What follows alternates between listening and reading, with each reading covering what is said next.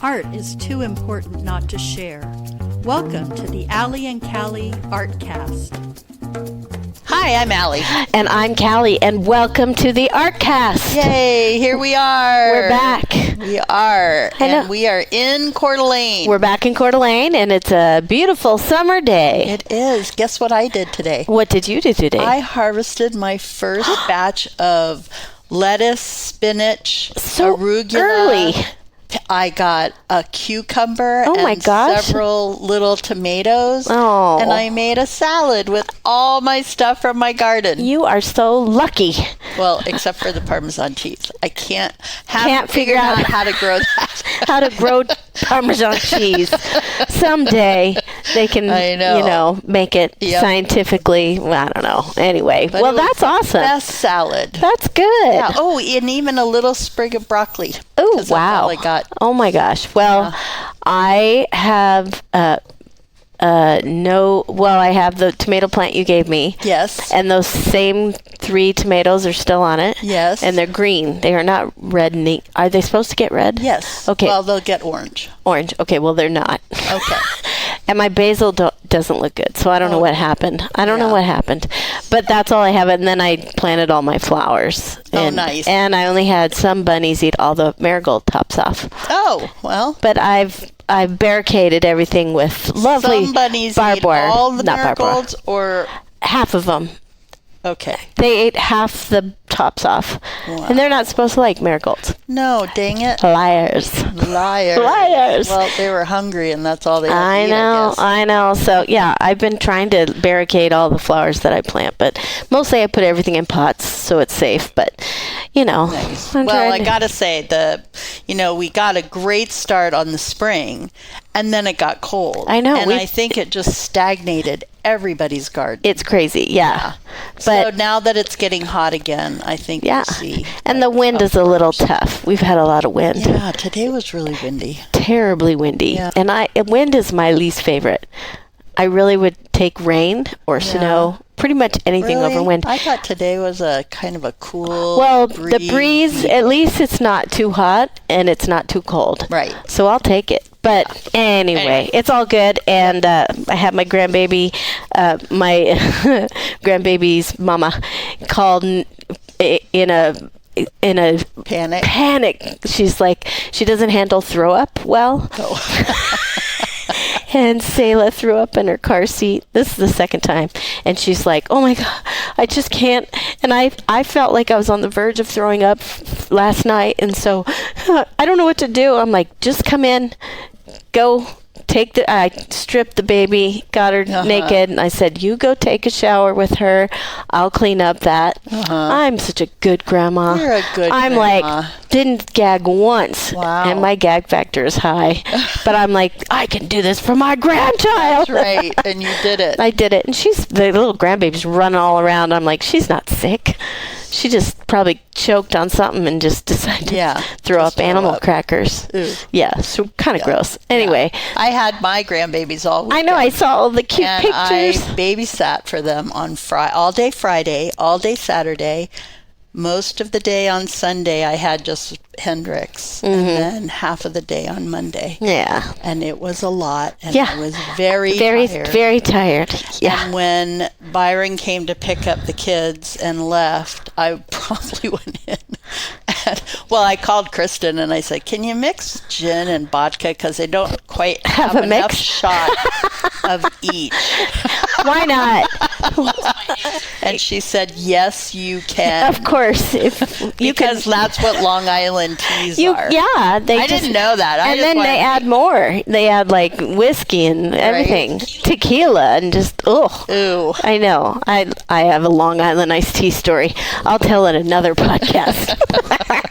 That's another story. Anyway. Okay. Well, we are excited to have our guest, Devin Weeks. Yes, Devin, thank you for being here. My pleasure, girls. Yes. I've been wanting to get you on the podcast for a while. Yeah, the tables are turned. Usually I'm reaching out for people to interview. And here you are. But as I'm sitting here, I think I would love to do a story on this thing eventually because you two just have such a great chemistry. Oh, yeah. We have so much fun. This is our 4th season, and I don't know what episode this is. Do you?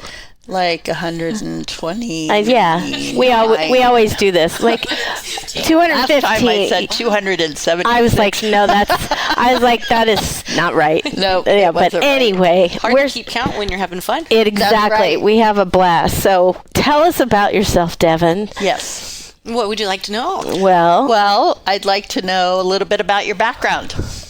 Well, born and raised in Coeur d'Alene. I mean, I'm a third-generation North Idahoan, and Yay! Congratulations! Not too many of you guys left. I was going to say an OG, an original. Right? Wow. My grandpa, my mom's dad, was actually born in a house his dad built in downtown Coeur d'Alene here, somewhere off of like Montana. And then my dad was born in Moscow, but I still consider myself a third generation, even though it kind of like skips around. You know, Yeah. it's my mom's dad, and my dad. Yeah. My mom was born in California, but It she's counts. been here since she was 2. Oh, that counts. And my parents still live in the house I was raised in, just over by Best Mountain.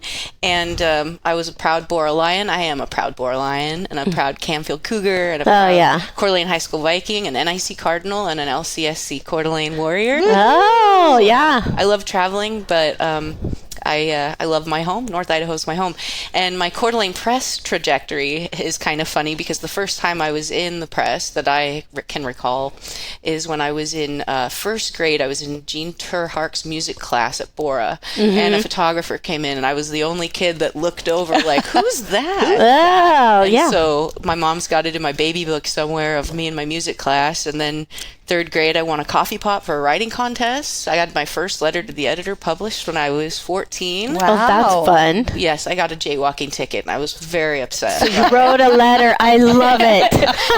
And then when I was 14 is when I joined the Viking Voice at Coeur d'Alene High School with my good friend Lindsay DeArmond, who is in Oklahoma now, but her family is of the DeArmond, the DeArmond building. Oh, yeah. She's related to that DeArmond family, and so it's pretty special that she's the one who got me into newspaper as freshman. She was an artist, wanted to be a staff artist, and she's like, you like to write, so why don't you join the newspaper with me? And so we had to jump through all these hoops because it was for 10th grade and up, but we somehow convinced our English teachers, Terry Asher, Ty Garman, into letting us join the staff. And then Nils Rosedal came into the class to manage the Sentinel, and he planted a seed that eventually sprouted into a beautiful journalism dream that led me to the press. Oh, and in 6th grade, I played for the Coeur d'Alene Press football team for junior tackle. Oh, wow. Football. Oh, wow. That's so fun. So I feel like I've been walking that path Yes, for a while. you have. Well, I love the story of you in that first photo because I can see that's where the curiosity. Yes. Yep. Because I feel like journalism and curiosity go hand in hand. Oh, absolutely intertwined. And I think about that sometimes now because, I cover education for the press and I'm in classrooms a lot. And so I wonder about what kind of impression these kiddos have had of me when I'm like, hey, can I visit with you for a minute about your project? Did they go home and tell their parents? And did they all of a sudden become interested in what do reporters do? What did this photographer do with that photo? Oh, it ran in the paper today, So Right. Absolutely intrinsic the curiosity is to journalism.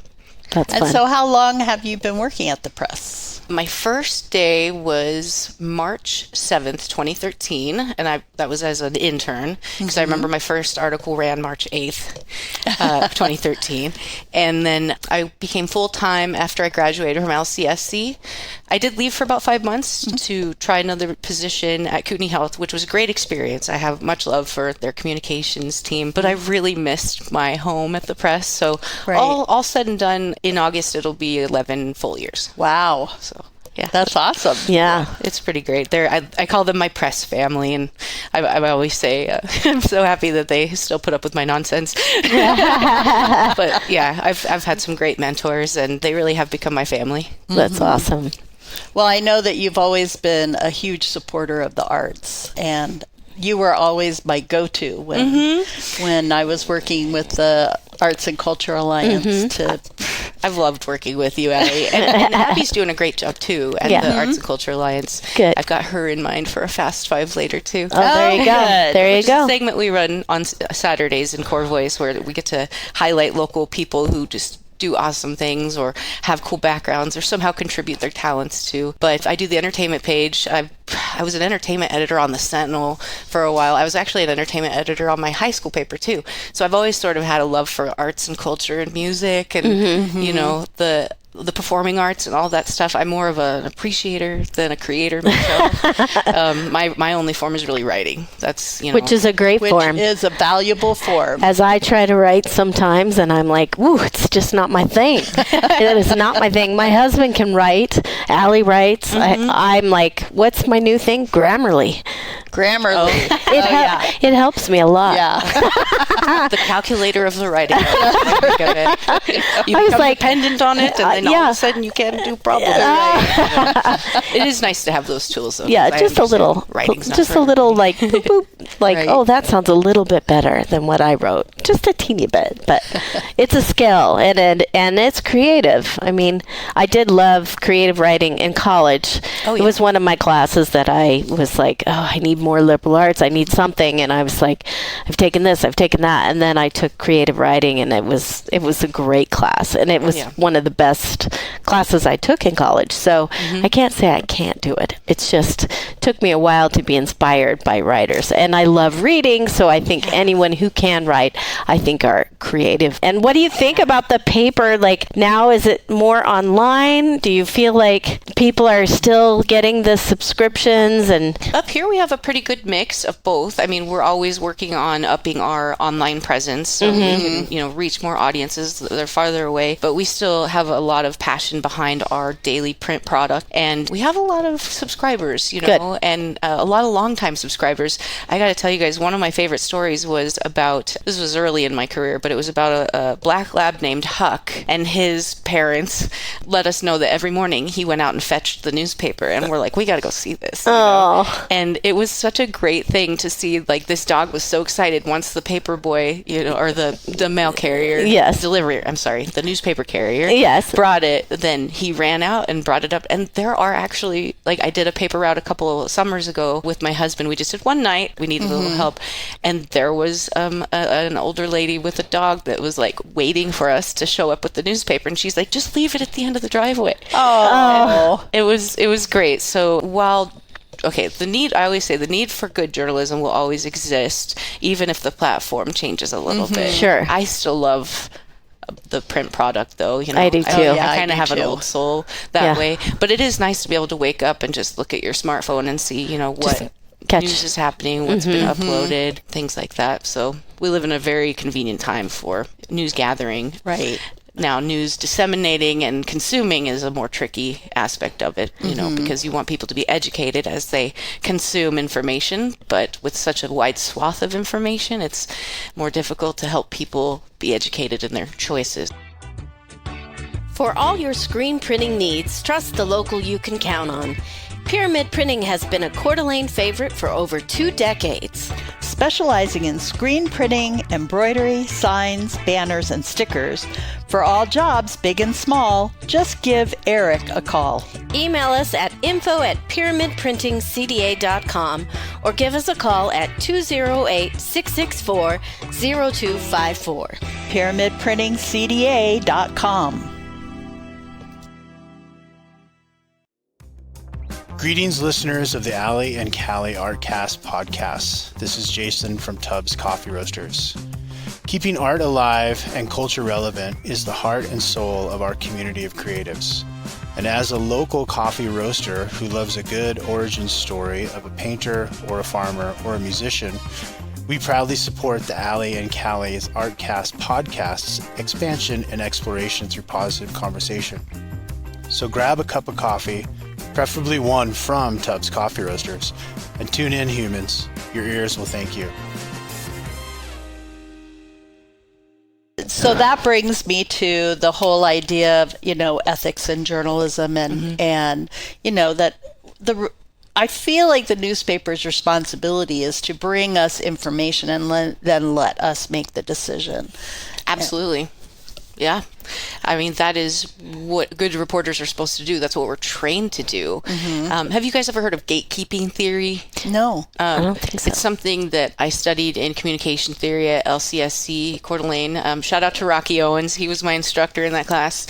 And it really, like, opened up a lot of understanding about why things are done the way they're done. So editors and journalists are kind of like gatekeepers, right? You have all of this information, misinformation, bad information, opinionated information coming, and it's their job to distill down what is accurate, what is fair, what is true, and then the readers can decide from that. But readers become so overwhelmed when there's nobody sort of acting as a filter. Right. You know, not that censorship is a good thing and not that filtering information is a good thing. However, when people are out there generating content that touts itself as news, when it's actually extremely skewed or biased or not news at all, it's just one person or one faction of people's opinion, that can be a dangerous thing, as I'm sure that you guys all see in on social media and everything. Oh, absolutely. Right. And social media itself, it's a great tool, but it is also a very harmful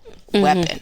Right. And so I always just try to emphasize to people to just be educated. I mean, I don't care where you get your news. Of course, I'm going to be biased. I love the Coeur d'Alene Press, the most local news you'll ever find. I love my company. But as a journalist, you know, I just encourage people to maybe look at different sources, you know, see how one source shares a story compared to another source, maybe even compare a few of them. I have a lot of job shadows who come and spend time with me because they're interested in communications or journalism.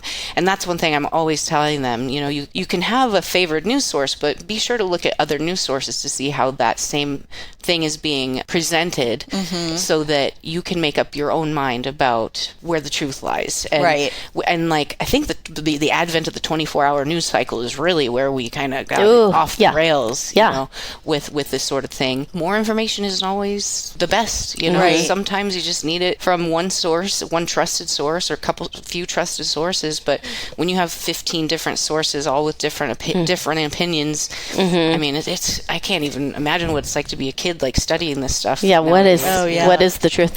What it's, you know, what you hope that your reporting and your news is based on fact and truth, and then opinions happen in the editorials. Absolutely. That's where all your opinions should be there. Right. You know? Absolutely. Yeah. And I really, you know, I really strive to keep Devin out of any story I write. I mean, I do have a flair for feature writing, and I love using, you know, imagery and language that brings my readers into wherever I am, you know. But when it comes to like a hard news story, like I just want to get those facts in there, and just some facts, man. I was just gonna say that. You just beat me to it.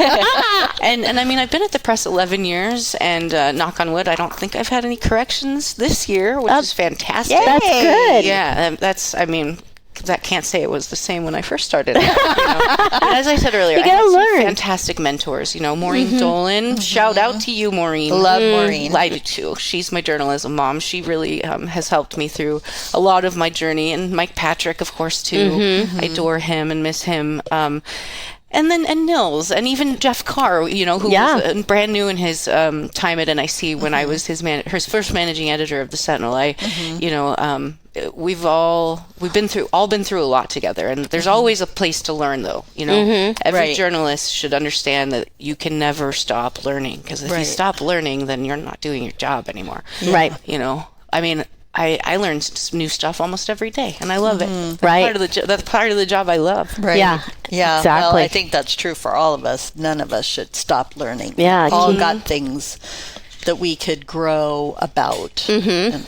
Yeah, absolutely. Yeah. And I know people are going to have their opinions on how certain things are reported, and not everybody's going to like how everything is reported. And one day we're a bleeding heart liberal rag, and the next day we're an ultra right wing conservative rag. And if we're somewhere in the middle, that's where you want to be. That's right. where you want to be. Balance. It's all about balance. Right. True.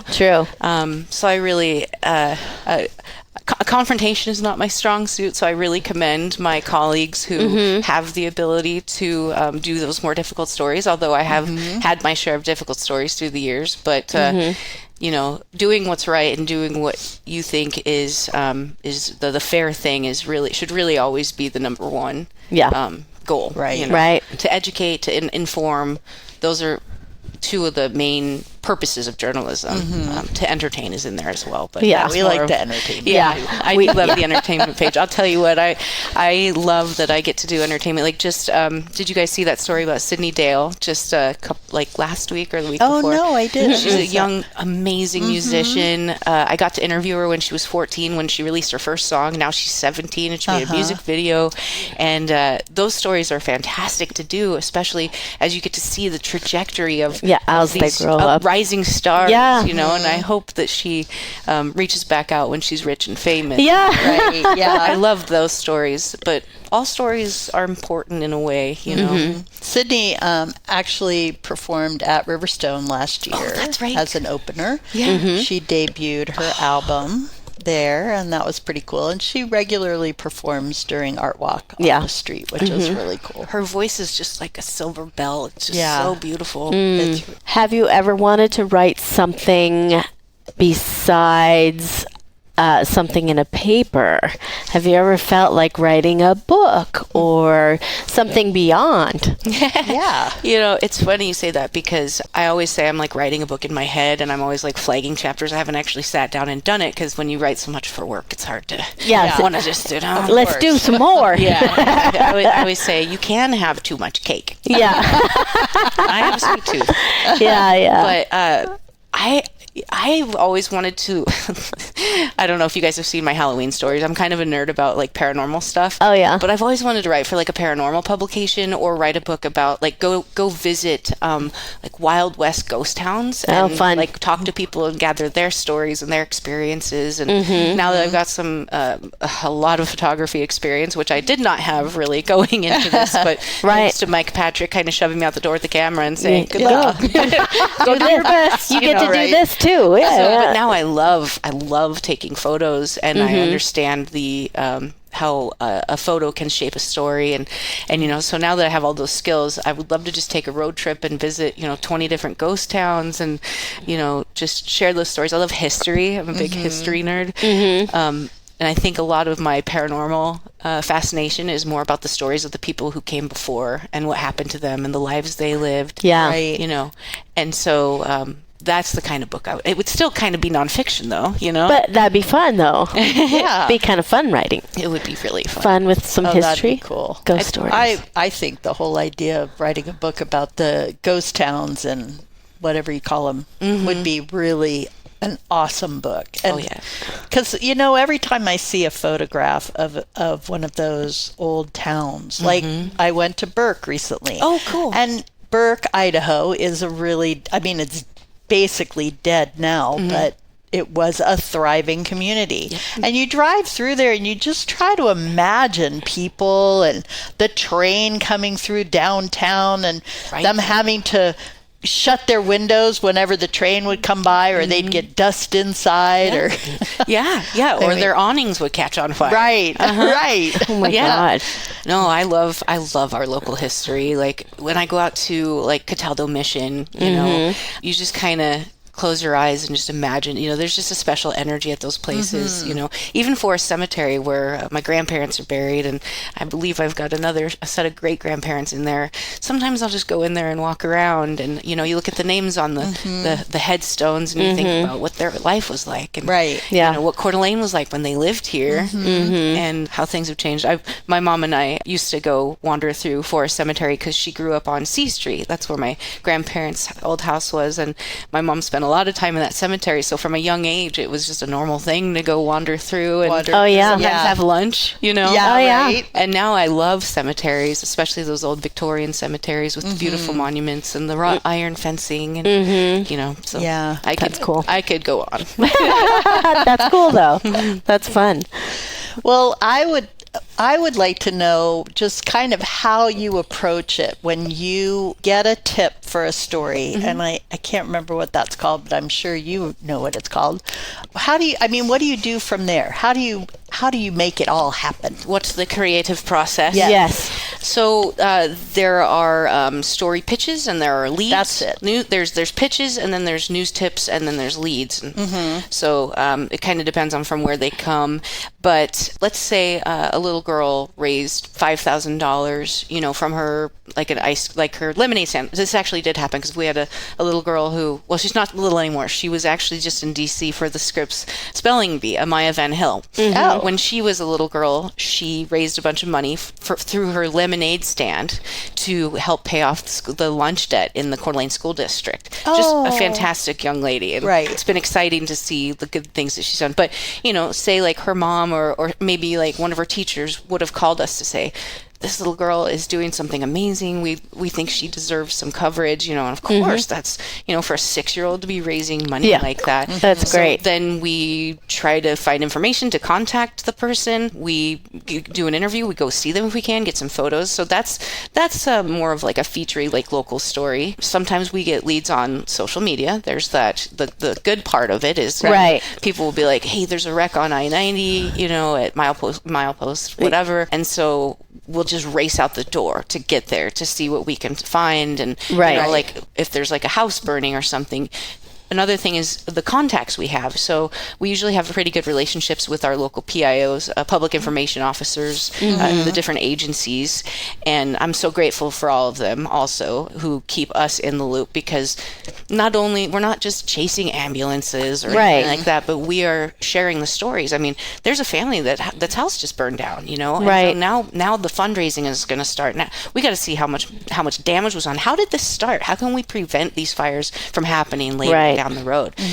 So there's always that educational element in those kinds of stories. Sometimes we just happen upon stories, Can I tell you guys one of my favorite stories? Yes, absolutely. Okay, so I used to work at the local deli in Hayden, which was Caruso's Deli. I was there for 8 years and I still have deli dreams. It is so bizarre. Like, I have dreams that I don't know where anything is, and every table's dirty and nobody's coming up to help me with the customers. Waitressing nightmares still happen. It's insane. I'm like, Never I ends. haven't been there since 2013. And anyways, so I used to do what we called like cold marketing, where I'd just like take a bunch of sandwiches and just deliver them to random businesses, because that's what Devin does. Devin likes to just talk to strangers and walk in and find out new things, So I walked into this gunsmithing shop up in Hayden, and there was, I just walk in with a tray, unsolicited, and there's this giant yellow lab, and he's sitting in his bed, and then he gets up, and it looks like his eyes are closed, and I can see his nose working. And I'm like, why is that dog's eyes closed? And so I'm like, hey, buddy. And I realized that his eyes are stitched closed.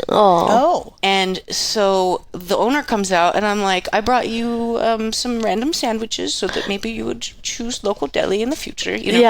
But anyway, the story was Moose, and this was before I even started the press, so I'm sure he's in doggy heaven now. But Moose had a bad reaction to, like, he had some sort of a lump removed from his forehead, and he had to have his eyes removed because of this anesthesia reaction. And I think, if I remember correctly, it was not recommended, but it was suggested that, maybe you could just put him down, because, what kind of a life is that for a dog? And his owner was like, this is my best friend. You don't put down your best friend just because they can't see anymore. And I'm just like, oh my God. No. And so this story stayed with me to the point where when I started at the press, I went back there, and there was Moose, and I wanted to do the story, and they let me. And I think it was one of my first front page stories.